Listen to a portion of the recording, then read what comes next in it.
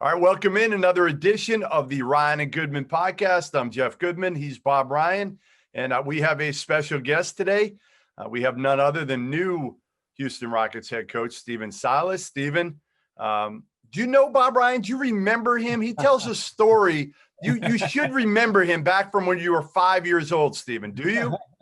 Of course, I remember Bob Ryan. That's like family in Silas household. There's like my grandparents and my uncles and aunts, and then there's Bob Ryan.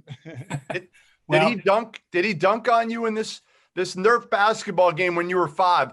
I want to know if he dunked on you and celebrated. We need video of this. That was before all that dunking and celebrating stuff. There were more layups and just run back down court. We didn't do all that stuff. I got to tell the world that I go back farther with this new coach of the Rockets than anybody else in the business, because he can't remember this specifically, but I can tell him that you're the first NBA coach with whom I played Nerf basketball on my knees in your living room. How about that? In Seattle. This is when your dad the first year he was with the Sonics. Uh-huh. And I was out and I was over visiting, and we wound up, you and me, going one-on-one on Nerf basketball. That's awesome. Yeah, I don't remember that. Those are the days, though. Stuff like that doesn't happen anymore. I know that. Well, I'll tell you, your background with the dad, of course, Dad's one of my all-time favorite people. But we'll get to that in a little while. But what's it been like since you were named coach? I mean, is it just a whirlwind, or what's been happening?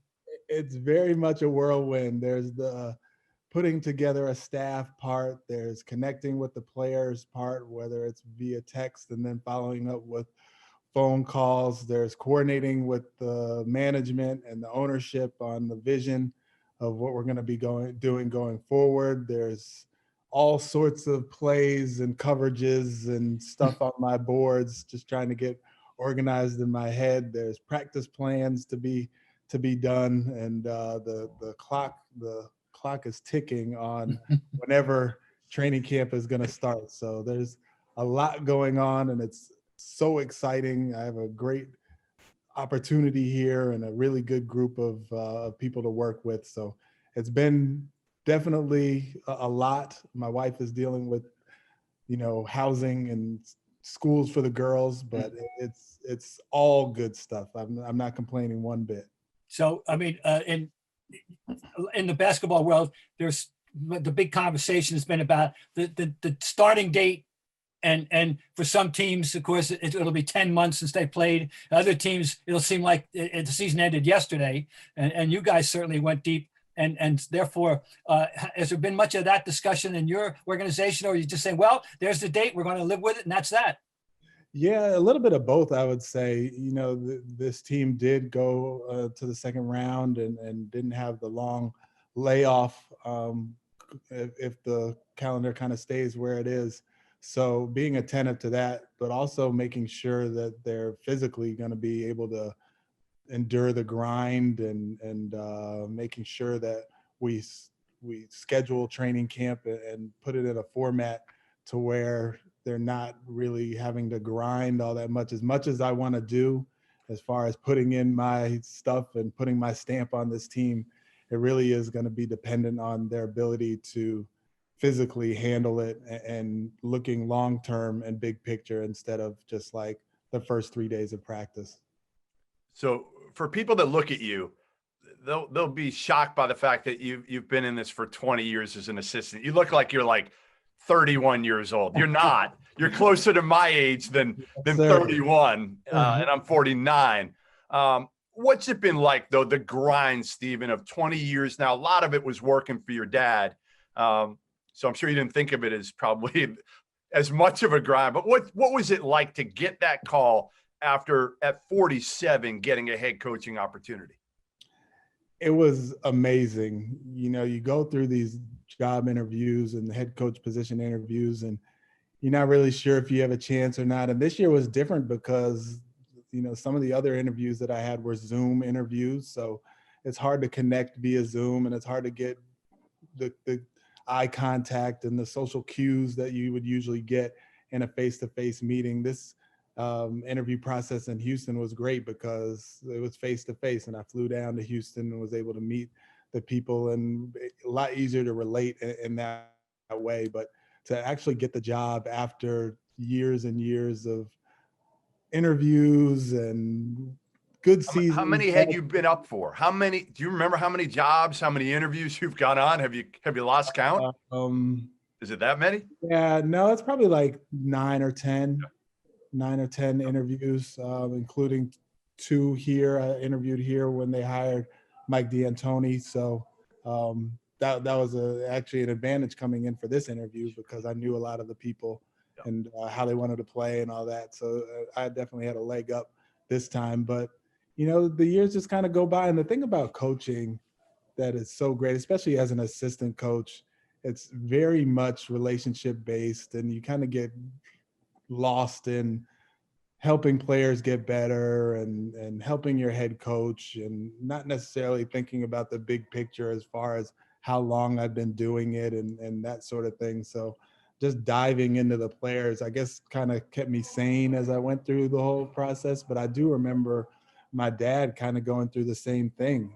And he was obviously the head coach with the Clippers when they were in San Diego, and then waited umpteen years until he had his chance in Charlotte. So I remember him going through the same interview process and us getting excited because maybe this is the one, and he wouldn't get it. And same thing for him. He would just dive into his players and dive into his preparation and really use the time that he had with the coaches that he coached with. I mean, he coached with Chuck Daly and Pat Riley and some really good coaches. So that's what I've tried to model myself after. It's great that I have a dad like I have that's had so many experiences. So kind of getting through it hasn't been the grind that it seemed like it would have been. I remember at one point, one of the jobs he would have liked to have had when it was up was Boston. Yeah, I remember that very well. I remember talking to him during that process. Yeah. The line he used to use in those days about, why he should be the coach, that I can tell him what time the bus leaves as well as anybody. That's we used to frame the head coach job in terms of you're the guy who tells what time the bus leaves. That's my dad. That's it. I believe it. I got to tell a story right now because I don't want to forget it about Paul Silas. Okay. And why, just Exhibit A, and why he's one of my all-time favorite guys to cover. And one night in about circa 74, we were in Buffalo, and that was a terrific rivalry at the time. They were loaded with Bob McAdoo, Ernie D, Randy Smith, etc., Jim McMillan. Yeah. And it was a good rivalry, and it had come out of a tough playoff series, a 6-game series. And we were there early in the season, and they got a big crowd, and he says to me before the game, "How many are out there?"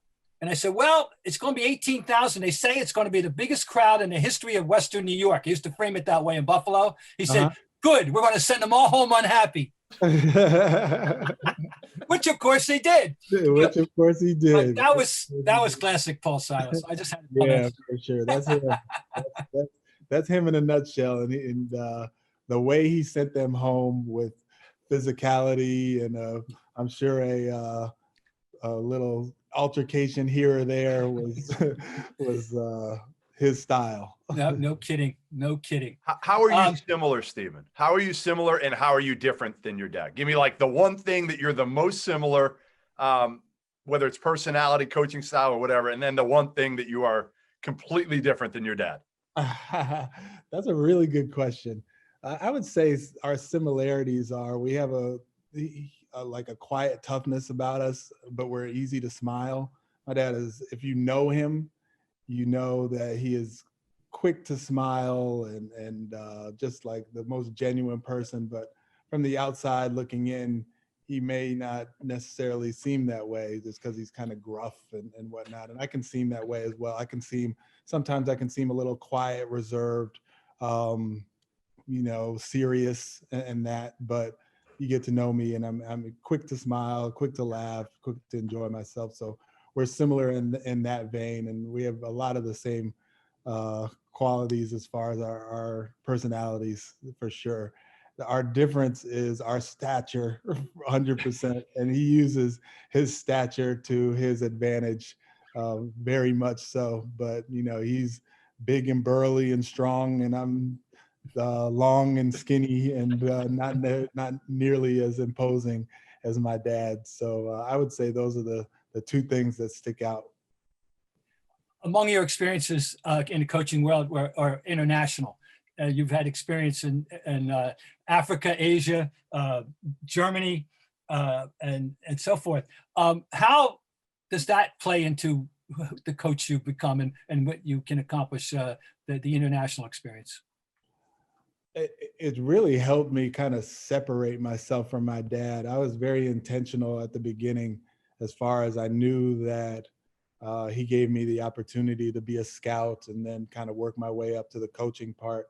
But I also knew that I was going to be Paul Silas's son for a long time. And I knew I was going to have to meet new people, have new experiences. And the NBA does a great job of allowing assistant coaches to do basketball without borders or camps overseas or, all sorts of clinics. So I used every summer, I wanted to do something separate from my dad where I could grow as a coach and get to meet some people and kind of hone my own craft, because that's at the beginning of my career, that's all I knew until I went to work for Don Nelson, which is a whole nother story. But yeah, I was definitely very intentional as far as doing all those overseas camps. And the other part of going overseas is they really don't have the resources as far as coaching and facilities and all of that. So to go and to be able to coach the coaches and to coach the kids and have them have a memorable experience was also something I really enjoyed. Now, I know you went as part of Basketball Without Borders to Africa. Yeah. I got to ask you, as a Black man, how that experience moved you. Oh, so much of it is just amazing to see Black people everywhere in every position. And they went through apartheid and there's a lot there kind of under the surface, but to see how proud they were after all of that went down, and how proud they were to have us there, and how friendly they were. But we also went to, a town called Soweto, where there's homes like shacks basically made of metal sheets and no running water, and the joy that those people had, and they were dancing and playing music, and little kids just running up to you, just wanting to hold your hand as they walk through the town. It's just like a life-changing experience, especially as like you said, a Black man from America. You really don't get a feel for that part of it in Africa. So that was an eye-opening experience, definitely educational experience, and one that I'll remember forever. So I won't claim to know Harden and Westbrook well, but I've been around them since they were back in AAU ball. Okay, so that's the one claim to fame I have. I've covered them AAU, college, and in the NBA. They're unique personalities. That's how I'll describe them. They're very different but unique, and obviously we know most of these NBA stars have egos, other than I think Steph Curry, who hasn't changed one bit. Like the one dude I can say has not changed one bit since I first met him when he was at Davidson. How well do you know these guys, and how do you deal with them? How do you get to know them better quickly? Because that's half the battle, isn't it? As the head coach, is making sure those guys trust you and you have that type of relationship where they're going to play hard for you and respect you. Yeah, it's a fine line. So to answer your first question, how well do I know them? Not super well. They were part of the interview process, and they signed off on me for the ownership and Rafael Stone, our GM, to hire me. So that helps, coming into a situation where they know, where at least I know that they wanted me to be here. But the main thing for me and those guys is to let it happen organically. Obviously, I want it to happen as soon as possible and sooner than later, but trust needs to happen organically to me for it to be long lasting and for it to be true. I don't want to try to force myself and let these guys know how much I know or who I know or what our connections are and all that stuff. It really just has to be a day by day, practice by practice, game by game basis where They understand, one, that I can help them play better and play as well as they can possibly play and play their game. Two, I can help the team play well and play deep into the playoffs and that sort of thing. But it just has to be a genuine relationship that can't be forced or pushed. And, it's going to take time. And I get that. And I think that's, like you were talking about me not being so young. I'm 47. I think if I were in my 30s, I wouldn't necessarily understand that process as far as, letting it happen organically, and it'll come because I know what I'm doing. I'm smart, I'm experienced, and I have a good vision for this group. I think anyone who follows basketball, whether from the media through the fans, have one question about the 2020-21 Rockets is how are they going to play? The two architects of a certain style are gone. Yeah. Daryl Morey and Mike D'Antoni are gone. And now you are the new coach of a team that everyone has a certain image of as the way they have played the game in an extreme manner. Bob, I should tell say. them how much you love. Tell them how much you love how the Rockets play the game, Bob. This team has had an unusually strong commitment to the 3-point shot. Okay, I'll let it go with that. Bob hates the three, Stephen. Bob hates the three. All right, but I'm trying to put that aside. I'm being Be careful, my Bob. personal feelings about the three. I know it's here to stay. But seriously, Stephen, this is it going to continue? I mean, how's this team going to play? It's going to be similar just because there's a couple of reasons it'll be similar.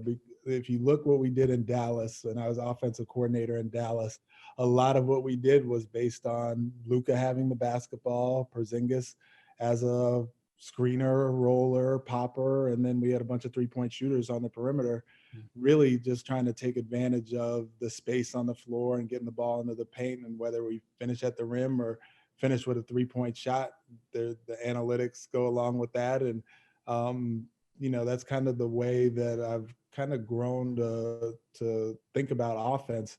You think about when I coached with Don Nelson 15 years ago, he was playing small and we were shooting a bunch of threes and people were like, oh my God, it's crazy. And we were probably shooting 20 threes a game and now it's 50.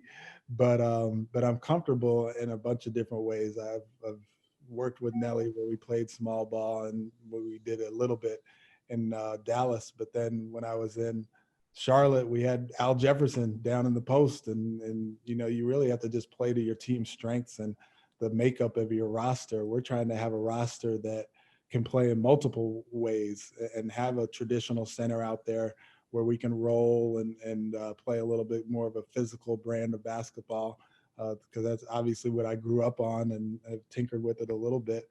But small ball is definitely going to be a part of what we do because they've had success. They were 6th in offense last year, and for me to say no more small ball wouldn't be prudent, especially with the short window that we have going forward. So to answer your question, it'll look a little bit similar. Hopefully there'll be a little bit more ball movement, a little bit more player movement, a little bit more focus on the paint to create threes as opposed to just coming down and shooting threes. But that's kind of how I see it. I'm with the analytics. I'm with how the game is played today, but I'm also with the spirit of the team and the spirit of a player as far as his ability to know that he can just play his game and he doesn't have to really think outwardly about the analytics part. He needs to be free to play his best. Thanksgiving and Black Friday may look a little different this year, but there's still a lot to be thankful for. Like being able to find the right people for your team when the holiday rush has you ramping up your small business needs.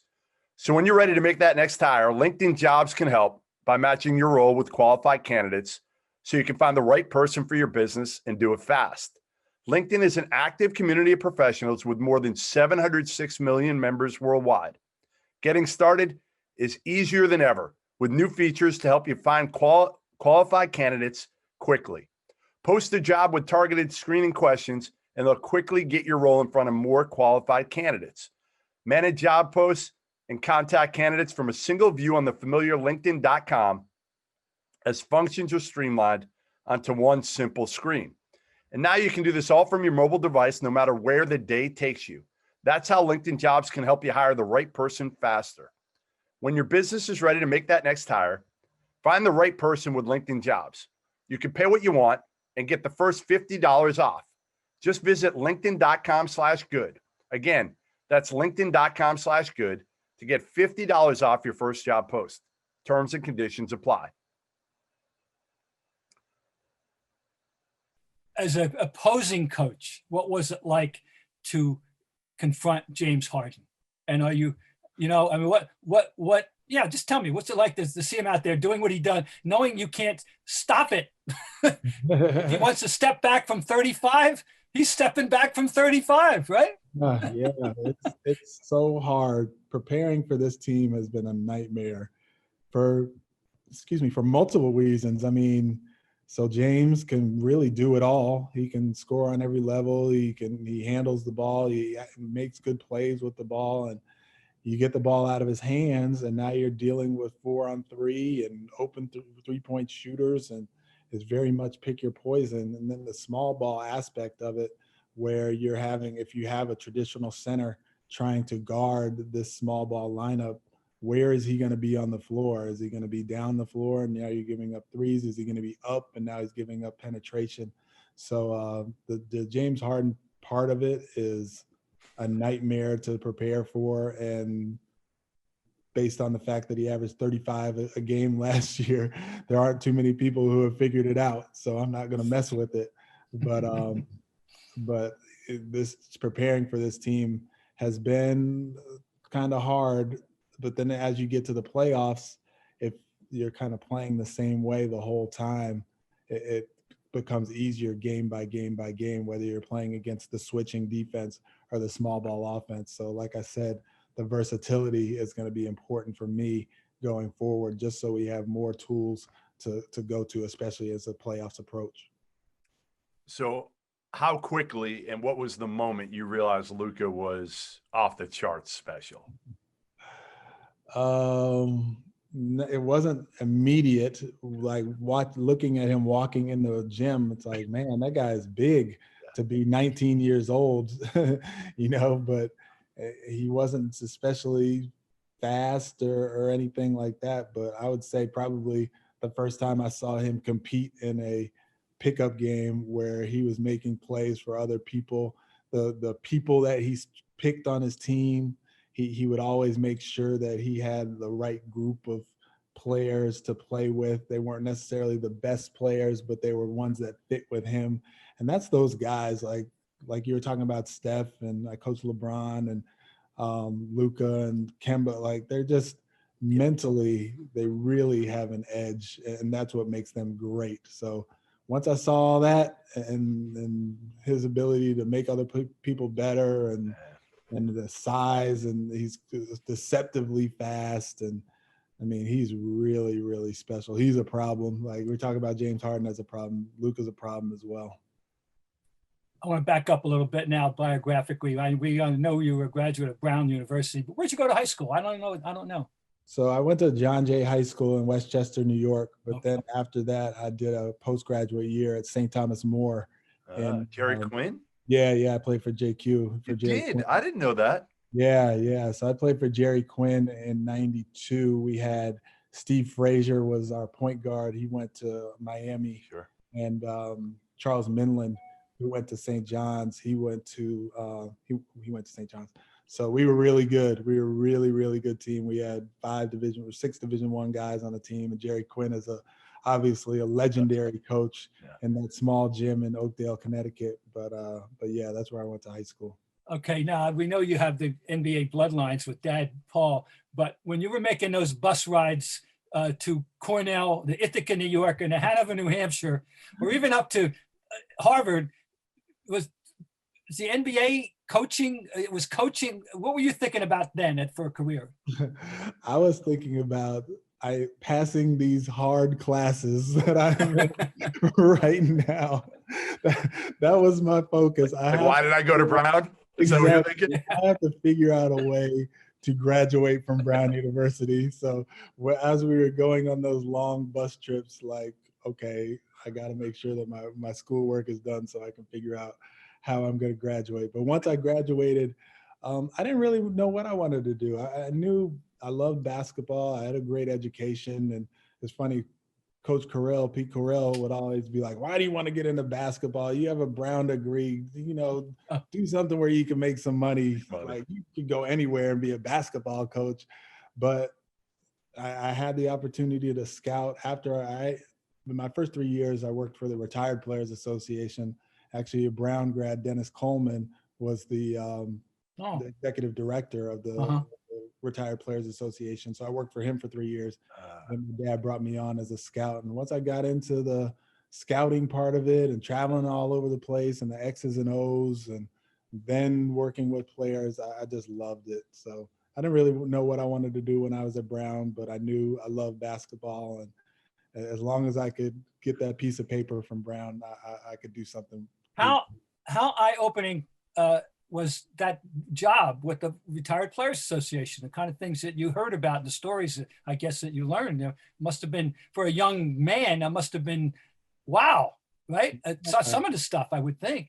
Yeah, it was definitely eye-opening, especially, I mean, I knew most of the names and a lot of the guys I knew already. We had on our board of directors, Dave DeBuscher, Oscar Robertson, Dave Bing, Dave Cowens, guys like that. So I knew them and knew a lot about them, but the stories of the guys, and at that time we were really trying to work on benefits and pension benefits and making sure that the injuries that they had were taken care of, and the money part of it was such a big part because those guys didn't make much money at all back then. And there really wasn't a mechanism within the Players Association and the CBA to make sure that they were getting taken care of, even though they were laid the foundation for what was going on. So it was definitely eye-opening. And some of the letters that I received and some of the requests that I got, we had a scholarship fund and we got a bunch of requests for the scholarships for the kids of those retired players who were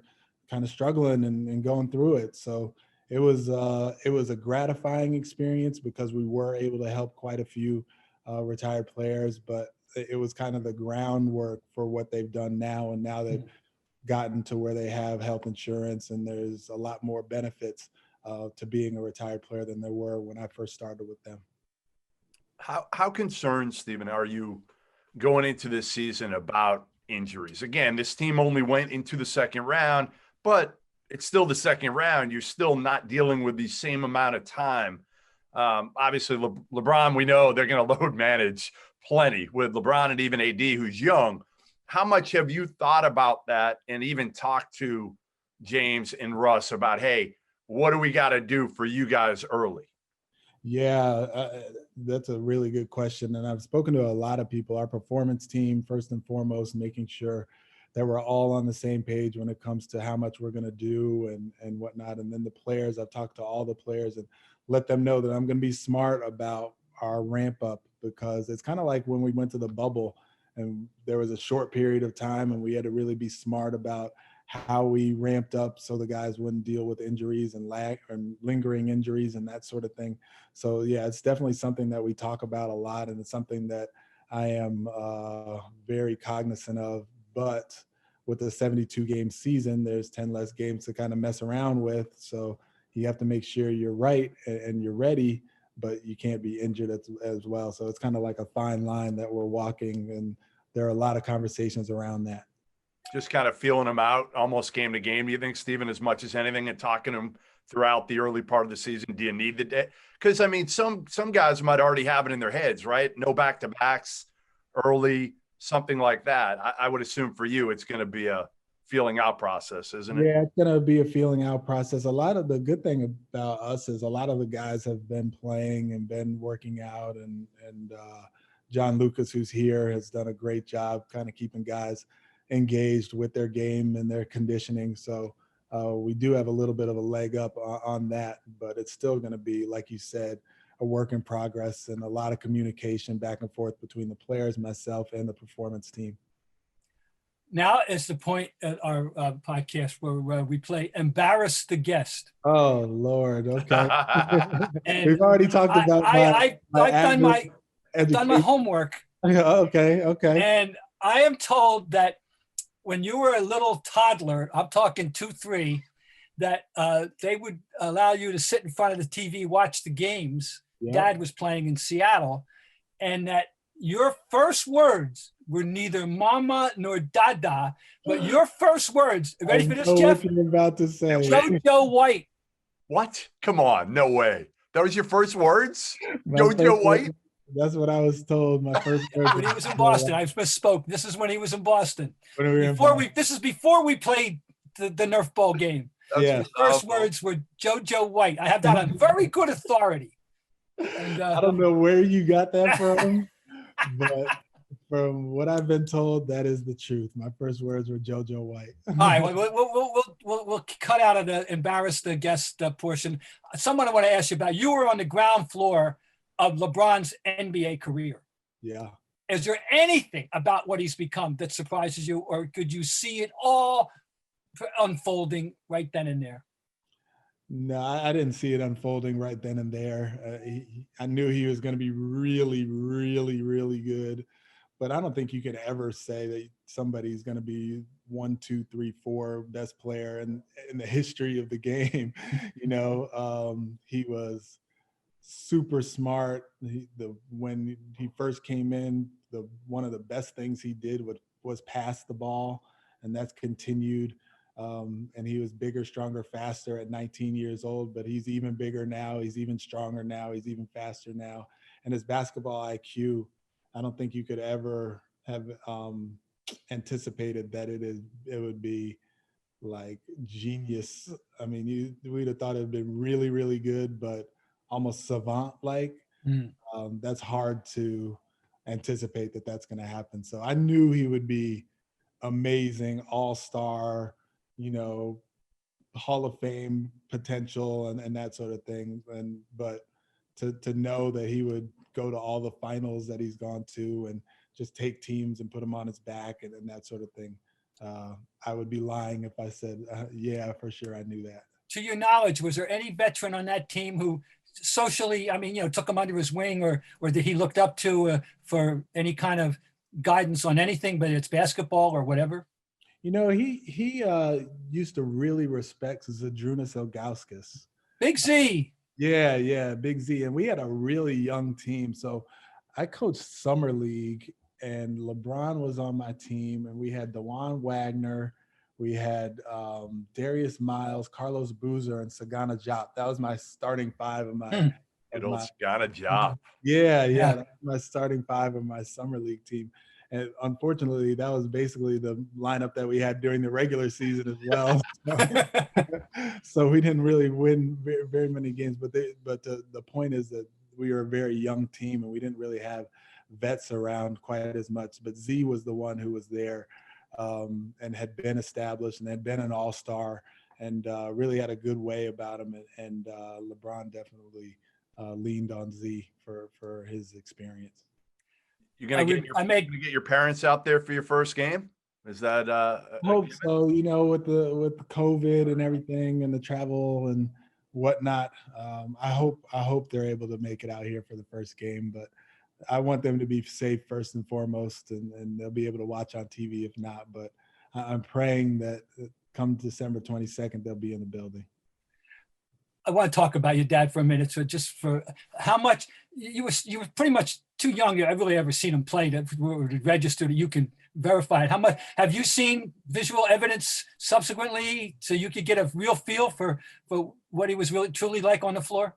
Yeah, for sure. I mean, any game that he's playing that's on NBA TV, classic or whatever, I watched, and I still do watch and text him, telling him the game is on, and hey, you got in a fight in this game with so-and-so, and he won't remember that he got in a fight with whoever because he got in so many altercations during his career and didn't even get a technical. He didn't, nothing happened. It'd just be like foul, play on. But the triple overtime game is one that's on all the time. And every year. him calling the timeout that Richie Powers decided. That's right, Richie Powers. decided See Richie. and the championship teams in Boston as well as Seattle. I'm very well versed on my dad's history, and the great thing about being in this industry for so long and being around so many people is there isn't a day that goes by that somebody doesn't mention him, have a story about him, or just ask how he's doing or that kind of thing. So I'm lucky to have the person who my dad was along with the coach and the player and all that stuff. But it's really, really cool because people have so much respect for him, and some of it rubs off on me, and I'm appreciative of that. I really believe he's a neglected Hall of Famer. What he did, the way he played the game, his style, nobody was better at it. As a matter of fact, he retired with more rebounds than points. Yeah. And I don't think I didn't done my homework. I'm going to do it. I don't think there's any Hall of Famer can make that statement. And we're not talking about 4 points and 4 rebounds either. We're talking about a career 11 rebounds a game guy. And just tremendous, and it's all first team, all defense. But you know what I called him on those teams? And by the way, his 4 years in Boston, you should have this memory, commitment, so you can drop this on people. His 4 years in Boston, the teams just happen to have a record of 238-90. Okay, and included the 68 win team and 2 rings, and frankly, they should have won in 75 too, but that's another story. There were things, and they did win in 76, and they would have won in 73 if Havlicek hadn't gotten hurt against the Knicks. Right? So he came really close to winning 4 rings. Yeah. Just a 16-year career, and the Sonics don't win in 79 without him. There's no way. So and they went to the finals in 78 as well. So anyway, I don't ever want him to be forgotten at all, and not that he is, but you know what I'm saying.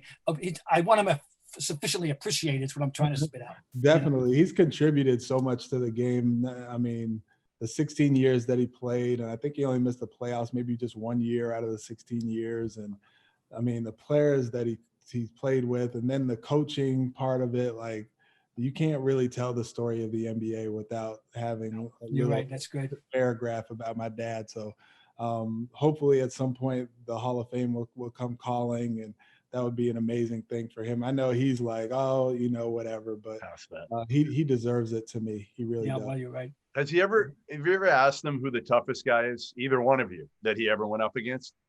Yeah. He used to, him and Wes Unseld used to go at it.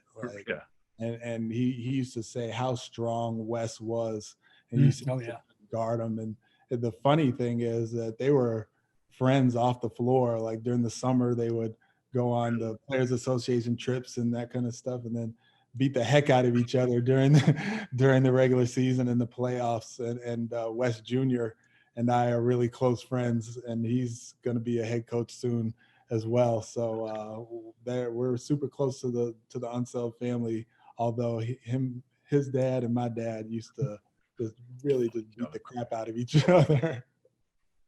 Steve Kuberski played for the Celtics, and he had a line about Wes Unseld that was great. He said, he sets a pick and it takes you 24 seconds to run around it. That's right. That's right. It's sad we lost him. That's a good pick. I'll tell you what, when the Celtics made that deal to get Paul, the guy that it was a direct result of Dave DeBusschere being with the Knicks. He was the Knicks, the DeBusschere antidote, and it worked out exactly as they planned it. It worked out, but that was his matchup with the Knicks when DeBusschere was the standard of power forward. Him and Dave DeBusschere, because when I worked for Retired Players Association, I used to be with Dave all the time, and their stories would be epic about the elbows and the grabbing and holding and whatnot. And my dad tried to, because he was fast, like he was a burly type player, but he was fast as well. So he could get up and down the floor. He had that because he dropped that. He had that weight loss that transformed him. And that's the thing that tells so much about him. He did that because he knew he was good, but he wanted to be great. And he knew he wasn't going to be great if he didn't lose that weight, and he did. And then he became just an awesome player. And you're right, he was a master of getting the ball off the board, pitching it out, and then filling the wing, scoring at the other end. Yeah. Did you ever talk about the la-la?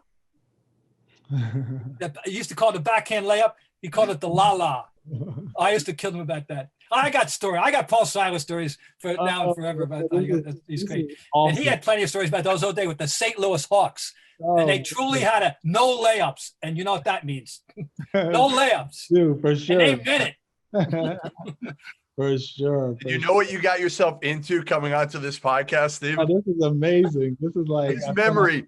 This guy's memory is like better than any human being I've ever been around. Bob Ryan is like a walking encyclopedia of no matter what it is, like game 6, this playoffs, 5 minutes. Like it's ridiculous. I can't remember what I had for lunch today. For sure. I'm the same way, but this is awesome because the more stories I hear about my dad, the better. I love it. All right, we're gonna finish on a lighter note, Bob. Can we finish with the fact that Stephen, Bob Ryan 2 weeks ago did not know what a Twix was. How about that? Never heard of it. Had never heard of it. Really? That's the other thing I found out. Your favorite candy growing up. I'm told. I forget who. Somebody just asked me that a couple of days ago. I don't even know who it was. Maybe it's my sister or my wife. Yeah. Or somebody. But yeah, Twix. We got the. There we go. So I got that in your honor. And cream Twix. Thank you. That looks good. You got to get the one with the caramel. That's the good. Right. The original. Yeah. You got to go original. Okay. Cookies and cream Twix. I don't know. Yeah. I don't really know about that. I think you got to go old school Twix, Bob. No, okay, I'll go next time old school. But there you go. Listen, you went from an anonymous assistant to a head coach. So now you're gonna get asked all this dumb stuff, like all these things that you can't even remember. Like, again, what's your favorite candy bar? Like, come on, these things, nobody asked you that when you're an assistant for 20 years. That's the truth. But the JoJo White one, like that staggered me a little bit. I wasn't expecting that one. That's high Did my level. research. That is. Well, listen, we Thank you. really appreciate you coming on. Good luck with everything. Thank Obviously, you. we know this guy's rooting for you as much as anybody. You got another guy rooting for you now too. Yep. I appreciate it. We'll get out. Hopefully, when I get out and get to Houston at some point, whether it's this year or next year, we'll connect in person, and maybe we can get Bob Ryan to take a trip out there too. We can have a rematch of that Nerf ball game too. Absolutely. Okay. Got to take it easy on him now. Hey, Steve, he's a little bit older now. Now you got him, okay? Don't dunk on him. Got him. All right, listen. Thank you so much for having me. This has been great. This has been so much fun. Likewise. Thanks for doing this. We really appreciate it, and all the best, all right? Thank you so much.